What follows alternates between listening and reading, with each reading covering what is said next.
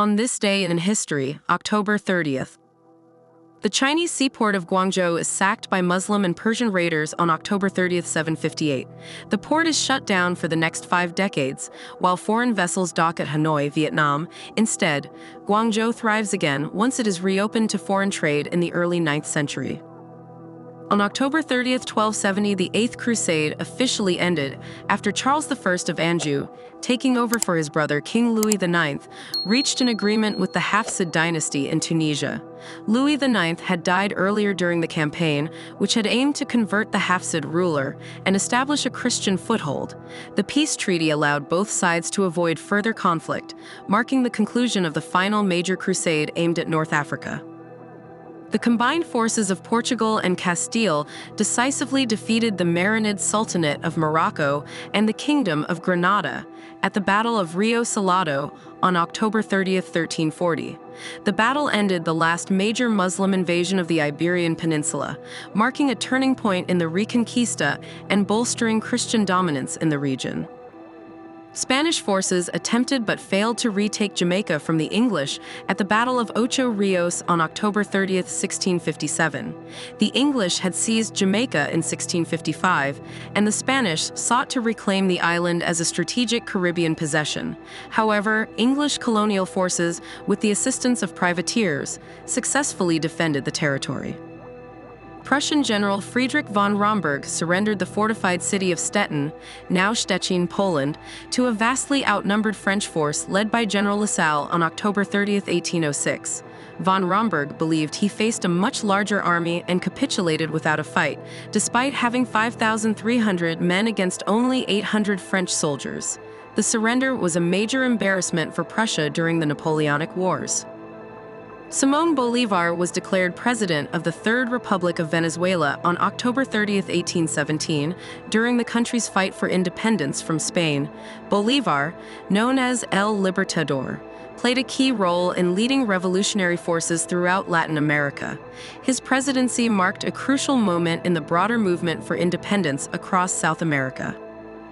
Nat Turner, the leader of a violent slave rebellion in Virginia, was captured after 2 months in hiding on October 30th, 1831. Turner's rebellion had begun in August and resulted in the deaths of around 60 white people, sparking brutal retaliation against enslaved African Americans. His capture and subsequent execution fueled fears of slave revolts across the southern United States, leading to harsher laws against enslaved people. Danish Prince Wilhelm arrived in Athens to assume his role as King George I of the Hellenes on October 30th, 1863. His ascension to the throne followed the ousting of King Otto and was supported by the great powers of Europe. George I would go on to rule Greece for nearly 50 years, overseeing a period of national expansion and modernization. Tsar Nicholas II of Russia issued the October Manifesto on October 30th, 1905, granting limited civil liberties and allowing the formation of a legislative assembly, the Duma. This act was a response to widespread unrest and strikes during the 1905 Russian Revolution. Although it temporarily calmed revolutionary fervor, the manifesto did not satisfy all demands for reform, eventually leading to further political turmoil. The Ottoman Empire signed the Armistice of Mudros with the Allies on October 30th, 1918, effectively ending its participation in World War I. The armistice resulted in the occupation of key Ottoman territories by the Allies and the disbandment of the Ottoman military. This marked the beginning of the dissolution of the empire, leading to the eventual establishment of modern Turkey. Orson Welles aired a radio adaptation of H.G. Wells's The War of the Worlds on October 30th, 1938, which famously caused panic among some listeners in the United States. The broadcast was presented in the style of a news bulletin, leading some to believe that an actual Martian invasion was occurring.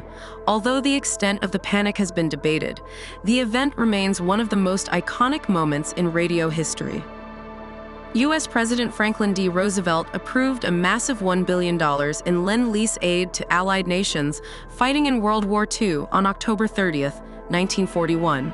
The program allowed the U.S. to provide military aid to foreign nations without direct involvement in the war, which was crucial in supporting the British and Soviet war efforts, bolstering the Allied fight against Nazi Germany and its Axis partners. British sailors Lieutenant Tony Fasson and able seaman Colin Grazier drowned while salvaging codebooks from the sinking German submarine U-559 on October 30, 1942.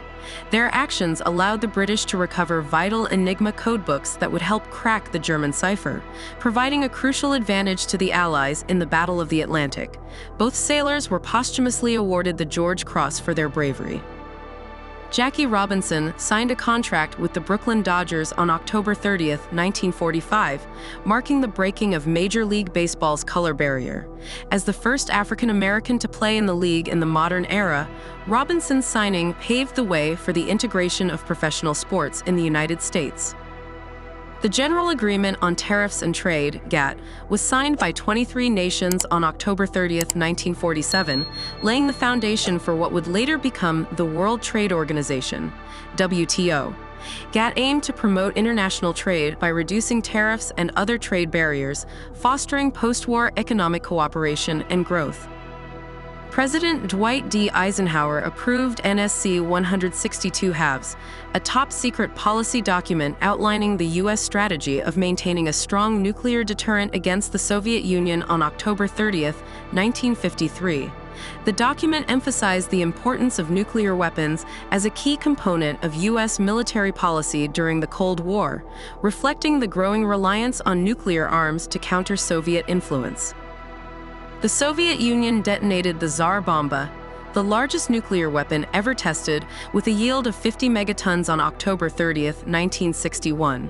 The explosion, conducted over the Novaya Zemlya archipelago, produced a fireball visible from 620 miles away and shattered windows as far as Norway and Finland.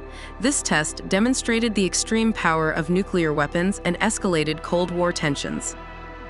The Bosphorus Bridge in Turkey was officially opened on October 30, 1973, connecting the European and Asian sides of Istanbul. It became the first bridge to span the Bosphorus Strait and remains an iconic symbol of the city's position between two continents, significantly improving transportation and economic links. Prince Juan Carlos I of Spain became the acting head of state on October 30, 1975, assuming the duties of General Francisco Franco, who was gravely ill. This marked the beginning of Juan Carlos's transition to the throne, which would officially occur upon Franco's death in November. Juan Carlos would later play a crucial role in Spain's transition to democracy. El Salvador and Honduras agreed to take their long-standing border dispute to the International Court of Justice for arbitration on October 30, 1980.